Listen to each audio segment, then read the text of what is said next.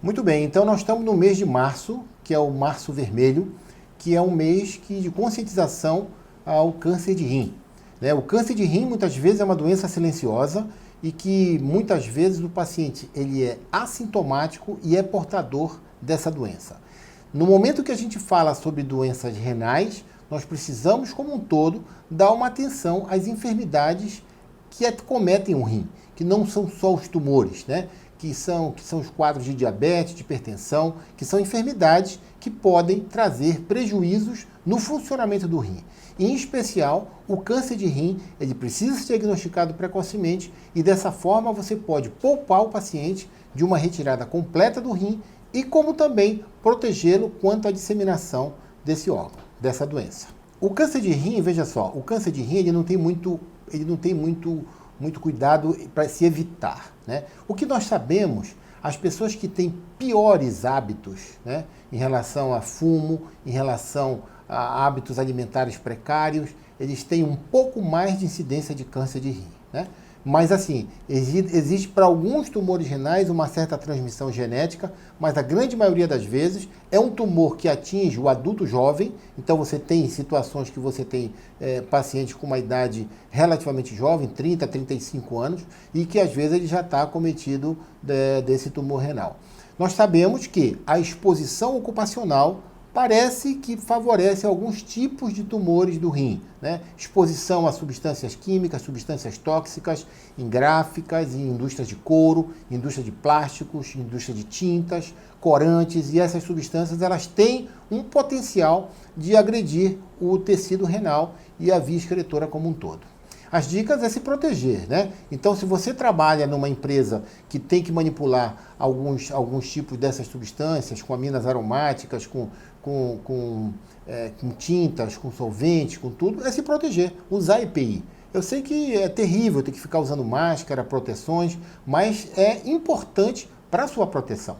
E também não fumar. Nós sabemos que o cigarro, o tabaco, ele também é responsável por uma maior incidência dos tumores urológicos, né, que envolve rim, que envolve o ureter, as vias excretoras. Então você tem mais tumores nos indivíduos que fumam. Então, a alimentação, o rim, ele precisa ter, o indivíduo tem que ter um bom controle da sua pressão arterial, ele tem que ter um bom controle da sua glicose, que as principais doenças renais, não tumorais, mas elas são vinculadas ao descontrole da hipertensão e do diabetes. E um outro fator extremamente importante é o consumo de sal. O sal na comida ele é nocivo, o sal em excesso. Não é para comer sem sal, mas o sal em excesso tem gente que abusa do sal na alimentação. Ele não só piora o funcionamento do rim, como ele favorece a formação de cálculos renais e outras enfermidades urológicas também podem estar vinculadas a esse consumo exagerado do sal. Um outro fator importante a se considerar é o abuso de anti-inflamatórios. Os anti-inflamatórios, que é usado assim de forma indiscriminada. Você vai em qualquer farmácia, você compra cartelas de anti-inflamatórios. Essas substâncias elas são extremamente nocivas para os rins. Então precisa ter um cuidado especial e tomar a medicação sob cuidado médico. Para se ter ideia, nos Estados Unidos e muitos países da Europa, alguns anti-inflamatórios que são vendidos regularmente em farmácias aqui no Brasil, sem nenhum tipo de receita, eles são proibidos à venda nos Estados Unidos. Não existe a medicação dos Estados Unidos e em muitos países da Europa. Então, são alguns cuidados que a gente precisa ter, a gente tem recomendado de forma massiva aos pacientes para não fazer abuso dos anti-inflamatórios que prejudicam, são danosos para a função renal. Pois é, eu tenho lúpus desde os meus 15 anos e o lúpus que ocasionou a minha doença renal. Ele foi atacando o meu rim e depois de um certo tempo ele parou e controlou. Mas em compensação eu comecei a fazer hemodiálise, porque o lúpus ele ataca ou o rim ou o coração, entendeu? No meu caso atacou o rim. Aí foi que eu comecei a fazer hemodiálise. Há quanto tempo?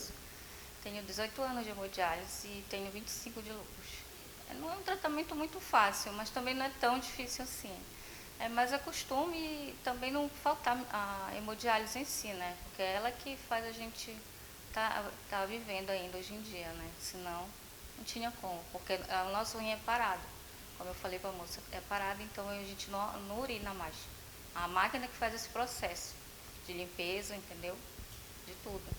Olha, a limitação é mais em relação ao trabalho, E também a alimentação, às vezes a gente não pode comer muita coisa, né? É tudo controlado. A água, principalmente, a gente não pode estar bebendo muita água. A água é totalmente controlada, tanto na parte líquida como a alimentação também. Sopas a gente não pode, entendeu? É essa alimentação que a gente tem. E devido também ao tempo, né, que a gente passa na hemodiálise, que é meio difícil a gente poder trabalhar, até mesmo às vezes estudar, né?